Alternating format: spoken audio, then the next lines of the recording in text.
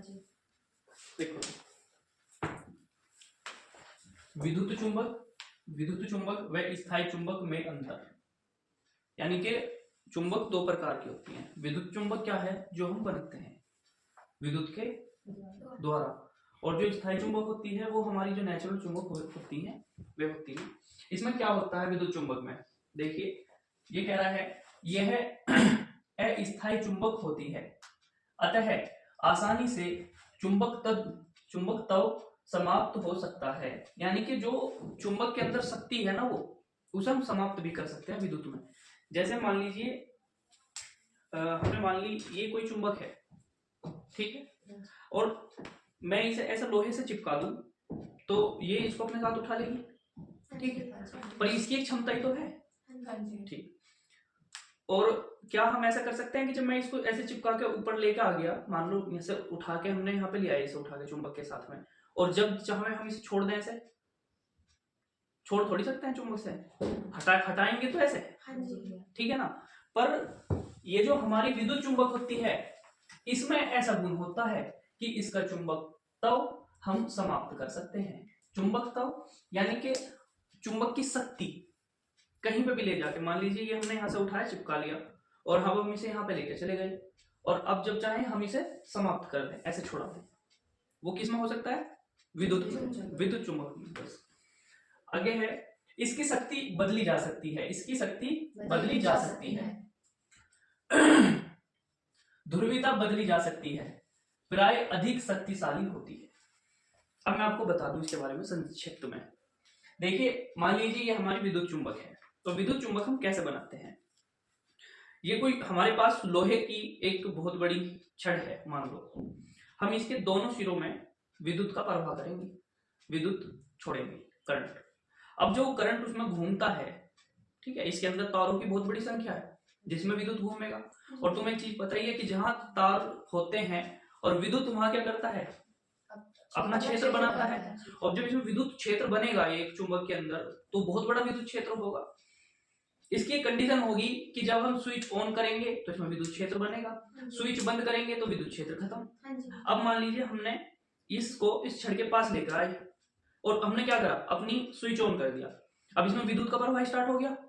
अब वो विद्युत का प्रवाह स्टार्ट हुआ तो इसमें चुंबकीय क्षेत्र बना, अब वो चुंबकीय क्षेत्र इसको उठाएगा, उठा लेगा, ठीक है, ये इसको उठा के हम कहीं पे भी ले जा सकते हैं, फिर चिपका के इसके साथ में, समझ रहे नहीं, और जहां हम स्विच बंद कर देंगे विद्युत का प्रवाह बंद हो जाएगा और ये वहीं पे छोड़ देगा। तो ये तो हो गई कंडीशन पहले वाली हमारी कि यह अस्थायी चुंबक होती है, अस्थायी जिसका कोई स्थान ना हो, इधर से उधर कहीं भी ले जाओ, कितने भी कुछ भी काम कर लो, आसानी से चुंबकत्व समाप्त हो सकता है। चुंबकत्व यानी कि इसकी शक्ति एकदम खत्म कर सकते हैं, बिजली को बंद कर दो, विद्युत का प्रवाह बंद कर दो, समझ रहे हो आप मेरी बात।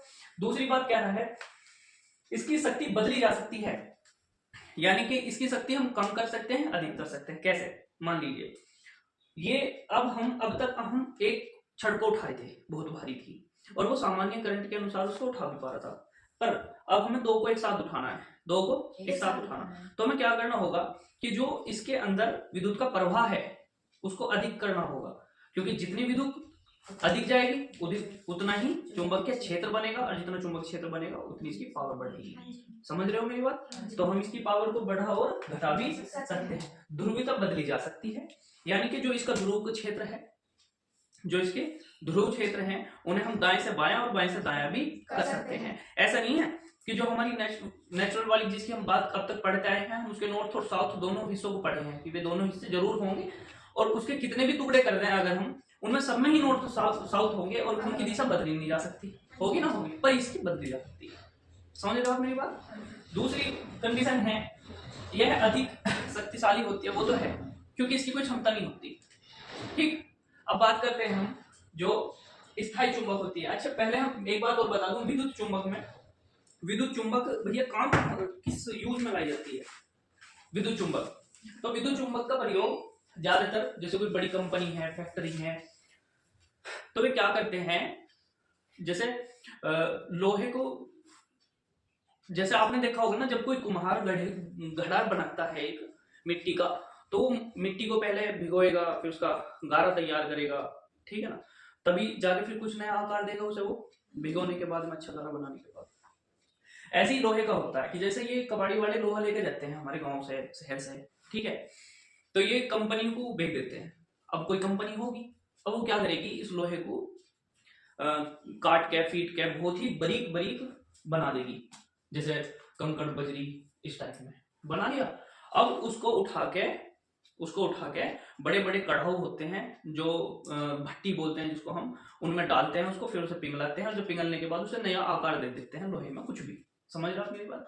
अब आप एक बात बताओ, मान लो कोई लोहे की छड़े हैं, बारीक बारीक लोहे के टुकड़े हैं, कण हैं छोटे छोटे, वे जो पिसे होंगे, कटे होंगे, अगर उसे कोई आदमी उठाएगा, क्या वो उसके हाथ में नहीं घुस सकते? उसको हाथ को काट सकते हैं उसके, आप समझ रहे हो, उसको नुकसान पहुंच सकता है बहुत ज्यादा। तो ये सब चीज देखते हुए क्या करते हैं कि जैसे ढेर लगा हुआ है उसका, और ये ढेर हमें यहाँ से भट्टी तक लेके जाना है, तो उसमें क्या करते हैं, लेबर ना लगा के विद्युत चुंबक का प्रयोग करते हैं। वे गोल होती हैं, बहुत बड़ी बड़ी गोल होती हैं, और वे क्या करेंगे कि जैसे मान लो वे लोहे के कण हैं, वो वहां पे ले गए और वे सब विद्युत स्टार्ट हुआ, वे सब उसमें चिपक गए और कई कुंटल माल एकदम चिपक गया, बहुत लेवल कम पड़ हो गई उसकी वजह से, और वहां से उठाया और लेके चले गए भट्टी के ऊपर, जहां गई वो वहां पे उसका बंद कर दिया, और सब कुछ छुट के नीचे गिर जाएगा, एक कण भी ना बचेगा। समझ रहे हो मेरी बात? नहीं तो वहां उसका प्रयोग करते हैं, जैसे कि बड़ी बड़ी गाड़ी है या लोहे के किसी भी काम में जो एक स्थान से दूसरे स्थान पर शिफ्ट करना है और लेबर चार्ज कम होना चाहिए मशीनों के द्वारा, तो वहां पर उसका प्रयोग किया जाता है। आप समझ रहे हो? अच्छा, इसकी क्षमता को हम घटा सकते हैं, बढ़ा सकते हैं, ये हमारे हाथ में होता है। समझ रहे हो? अब है स्थायी चुंबक। स्थायी चुंबक तो यही है जो तुमने देखी है कि जो मोटरों के अंदर निकलती है, पीकर के पीछे होती है, उसे हम स्थायी चुंबक ही बोलते हैं।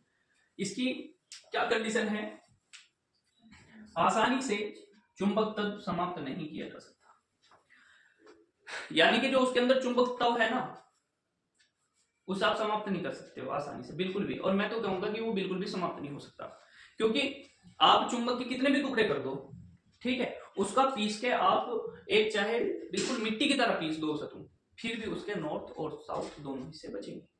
समझ रहे हो? नॉर्थ साउथ होंगे उसमें फिर भी, और जब तक वे होंगे तब तक वो चुंबक का ही काम करेगी। आप समझ रहे हो मेरी बात?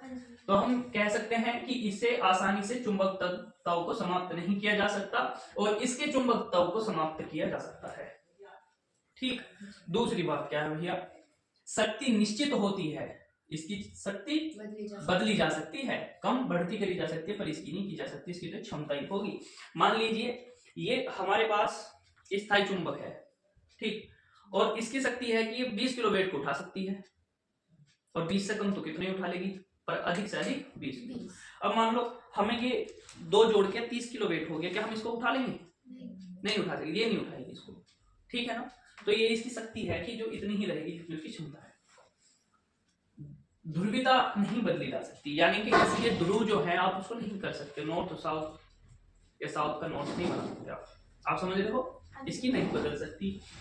यह है प्राय कमजोर चुंबक होती है, कमजोर तो अपने आप ही होगी, आप समझ रहे हो। अब आप एक बात बताओ, जैसे मैंने बताया कि लोहे के जो बारीक बारीक छोटे छोटे टुकड़े होते हैं, कटे हुआ जो लोहा है, पिसा हुआ लोहा है, उसको एक स्थान से दूसरे स्थान तक ले जाने में चुंबक का काम किया जा रहा है, विद्युत चुंबक का। और वहां पे हम सामान्य चुंबक का अगर प्रयोग करें तो एक बार तो सारे चिपक गए, अब छूटेगा तो है ना, फिर से छुटाएगा, है नहीं, छुटाने में उससे ज्यादा तो टाइम फिर से छुटाने में लग जाएगा, एक आदमी छुटा देना निपटेगा, फिर जा चिपकेगा उसमें।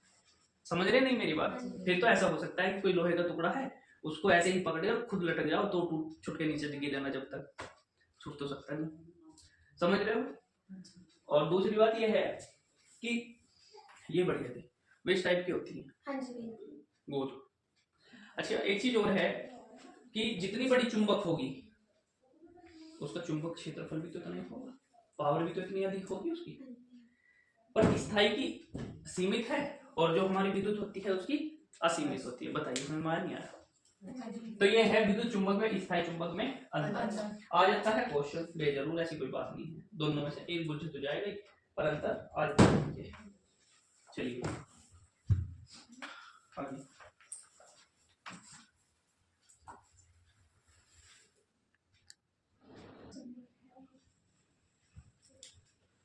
चलो अनुशासन का महत्व। अनुशासन यानी कि नियमों का पालन करना, समझ लो। और तुम्हारी 10वीं क्लास में ये जो अनुशासन का महत्व निबंध है वो इसलिए है कि तुम्हें अनुशासन का पता हो, समझते हो। और अनुशासन नियमों का पालन है, क्योंकि एक विद्यार्थी जीवन में नियमों का पालन करना बहुत ही जरूरी है। कोई भी विद्यार्थी जो नियमों का पालन ना करता हो, जैसे समय पे स्कूल आना, समय पे याद करना, नोट्स बनाना, है ना, जो जानकारी प्राप्त हुई है उसको इकट्ठा करके रखना, सुबह उठना, अपनी अच्छी दिनचर्या, बड़ों का सम्मान करना, और अपनी जो इच्छाएं हैं उन पर नियंत्रण रखना। जैसे मेरी इच्छा करी है कि मोबाइल चला लूं, मेरी इच्छा करी कि टीवी देख लूं, इच्छा कर रही है कि दोस्तों के साथ घूम आऊं, पर हम उस पर अपना नियंत्रण करके रखते हैं कि नहीं, पहले पढ़ लूं, पहले मेरा काम पढ़ाई का है, अभी मेरे एक काम और है कि पहले वो करना है। वो अनुशासन है, समझते हो, नियमों का पालन करना। और जिसके जीवन में अनुशासन नहीं है, वो विद्यार्थी हो चाहे कोई व्यक्ति हो, वो कुछ नहीं कर सकता। बिना अनुशासनहीन व्यक्ति कुछ भी नहीं कर सकता। अनुशासन का होना बेहद जरूरी है। विद्यार्थी जीवन में अनुशासन क्यों इंपॉर्टेंट है? क्योंकि विद्यार्थी जीवन तरक्की की एक सीढ़ी है, जिस पर एक बच्चा ऐसे स्टेप बाय स्टेप चढ़ के और अपने जीवन को सफल बनाता है, ठीक है। तो अनुशासन के साथ ही तो सफल बनाएगा। ऐसी कोई भी व्यक्ति है, मान लो कि कोई व्यक्ति ऐसा है कि उसे कामयाब होना है जीवन में, कोई लक्ष्य है, उसको पूरा करना है अपना लक्ष्य को, तो अनुशासन से करेगा। वो डेली अपना टारगेट देखेगा, उस पर काम करेगा। और जो अनुशासन में ना होगा तो बताओ क्या करेगा? अनुशासनहीन ना तो विद्यार्थी कामयाब है और ना अनुशासनहीन व्यक्ति कामयाब होता। ये सब बेकार ही घूमते हैं। अनुशासन बेहद जरूरी है विद्यार्थी जीवन में, और वैसे अपनी लाइफ में भी, किसी भी लाइफ में, हर उम्र में अनुशासन का होना बेहद जरूरी है। समझते हो अनुशासन का महत्व क्या है? इसमें स्केच कितनी है उसमें निबंध में? 5। कौन कौन सी स्केच है? चलिए बताइए, अनुशासन जो है उसमें स्केच क्या है? पहली स्केच अनुशासन, यानी कि अनुशासन के बारे में जानकारी, ठीक है। क्या अनुशासन होता क्या है, क्यों जरूरी है, ठीक है। अनुशासन कौन करता है? व्यक्ति करता है, पढ़ने वाला बच्चा। जरूरी क्यों है? क्योंकि उसे कुछ अचीव करना है, उसका जो टारगेट है उसे पूरा करने के लिए अनुशासन की बेहद जरूरत होती है। चलिए, तुम्हारी बात सुन भाई। हाँ जी भाई, इतना ही जरूरी है कि तुम समझ लो बात को।